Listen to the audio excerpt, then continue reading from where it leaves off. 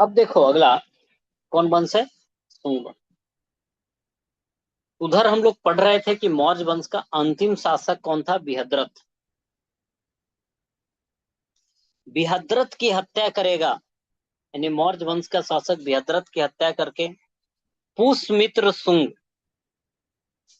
ने 185 बीसी में शुंग वंश की स्थापना करेगा। यह कौन था? ब्राह्मण था, जो कि बृहद्रथ का क्या था? सेनापति। और यही क्या करता है? धोखे से मार देता है। किसको मार देगा? बृहद्रथ को। बृहद्रथ। ठीक है। इसने सेनानी का उपाधि धारण किया और यवन जो यूनानी वगैरह थे, इनके आक्रमण को इसने विफल किया। इसने 2 अश्वमेघ यज्ञ कराए और इनके पुरोहित कौन थे? पतंजलि। अश्वमेघ यज्ञ में क्या होता था कि कोई राजा कितना शक्तिशाली है, कितना कोई पावरफुल है, यह इसी से पता चलता था। ठीक है। यह क्या करेगा भाई? तो इसमें एक घोड़ा को छोड़ा जाता था और वह घोड़ा जहां तक फ्रीली घूम ले, समझे, वह क्या होता था? उस राजा का एरिया हो जाता था। और जहां पे रोक ले, है ना, जहां पे कोई राजा उसके घोड़ा को रोक लेता था तो उससे लड़ाई करता था और जीत गया तो और भी एरिया कब्जा कर लेता था। हार गया तो छोड़ना पड़ता था। तो इस तरह इसी को बोला जाता है अश्व। अश्व माने घोड़ा। अश्व मेघ यज्ञ, एक प्रकार से शक्ति प्रदर्शन टाइप का। ठीक है। पुरोहित कौन थे? पतंजलि। वैद्य रामदेव बाबा का जो प्रोडक्ट देख रहे हो, इसकी बात हम कर रहे हैं। इसके बाद देखेंगे इनका पुत्र, जिनका नाम क्या था? अग्निमित्र। यह राजा बनता है और इसके टाइम में कौन थे? कालिदास। सॉरी, इसके टाइम में नहीं। यहाँ पे कालिदास का नाटक। ठीक है, ये वाला ध्यान रखना कि पतंजलि इसके टाइम में। कालिदास का नाटक है मालविका अग्निमित्रम। तो अग्निमित्र और मालविका, इन दोनों के, है ना, प्रेम कहानी का क्या है? इसमें प्रसंग है। और इसका अंतिम शासक कौन था? देवभूति था। है ना। अंतिम शासक कौन था? देवभूति था। तो यह है आपका कौन सा वंश? है ना, शुंग वंश।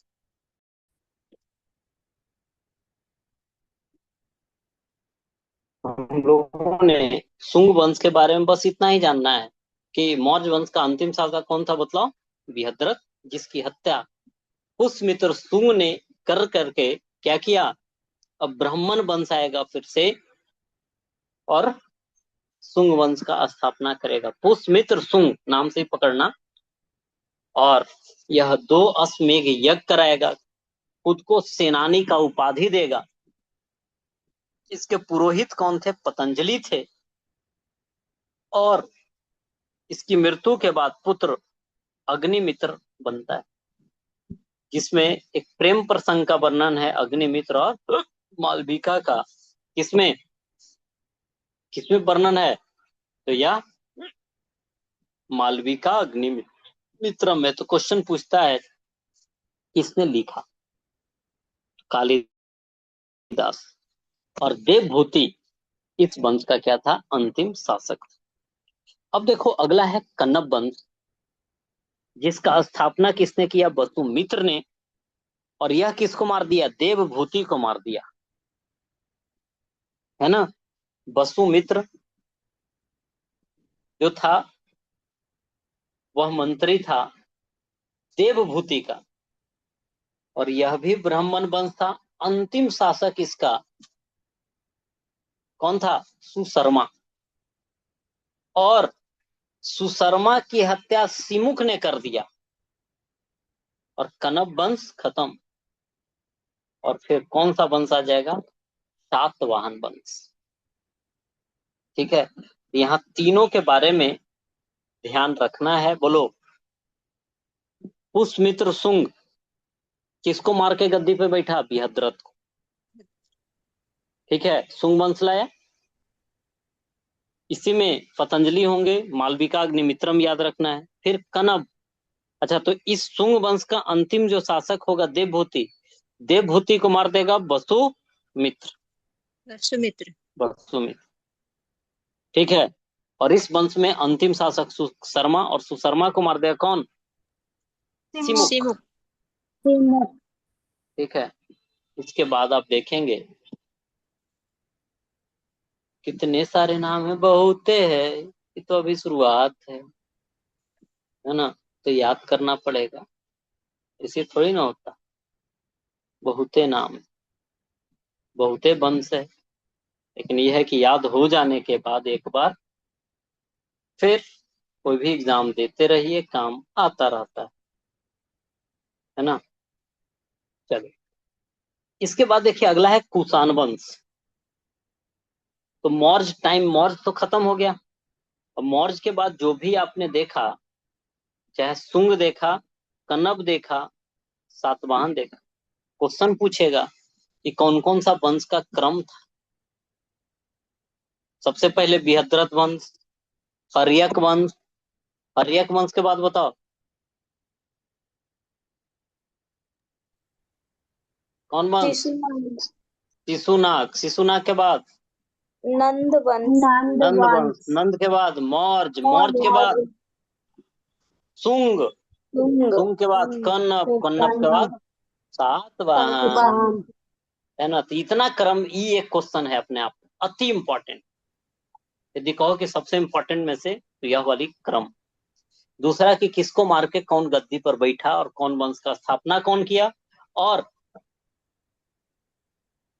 किसका कौन अंतिम शासक था, प्रथम शासक था। ये तो बात हमने किया है। साथ में कोई दरबारी लेखक या इतिहासकार, इनसे संबंधित बातें भी पूछी जाती है। अब देखिए कुषाण वंश की बात करें तो ये अभी जो हम लोगों ने बात किया, क्या क्या? शुंग का, कन्नब का, सातवाहन, ये सब क्या है? ये सब जो है क्या है? मौर्योत्तर काल में। मौर्य उत्तर मतलब मौर्य के खत्म होने के बाद, जिसको क्या कहा जाता है? पोस्ट मौर्यन, है ना। तो पोस्ट मौर्यन पीरियड की बात। राजनीतिक स्थिति क्या हो जाएगी? कमजोर, जिसके कारण से किसका आक्रमण होगा? विदेशी का आक्रमण होगा, जिसमें सिकंदर उधर आक्रमण किया था। उसके पहले भी ईरान वाले आक्रमण करते थे, फिर सिकंदर किया, फिर और हिंद यूनानी आए, शक आए, पहल्लव आए, और इसमें सबसे अंतिम रूप से कौन आए? कुषाण आए। तो यह भी क्रम ध्यान रखना है। हिंद यूनानी, हिंद यूनानी, फिर शक, फिर पहल्लव, फिर कुषाण। कुषाण। ठीक है, जिसका संबंध है, अब देखो ये सब है चाइनीज, जो कि यूची या तोखरी वंश से इनका संबंध था, कुषाणों का,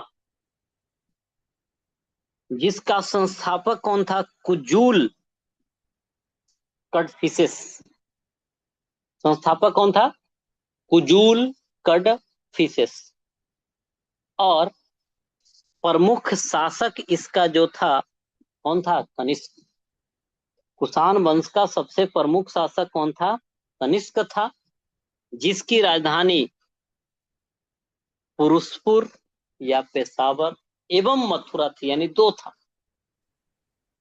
इसी के टाइम में अश्वघोष होंगे, जो बुध चरित नामक पुस्तक की रचना करेंगे। ठीक है, जिन्हें इस अश्वघोष को कहा जाता है कनिष्क ने पाटलिपुत्र से जीता था। इसी के टाइम में गंधार एवं मथुरा कला का विकास होगा। और चौथी बौद्ध संगीति जो होगी, कुंडल वन, कहाँ में होगी? कश्मीर में, जो कि कनिष्क के द्वारा करवाया जाएगा।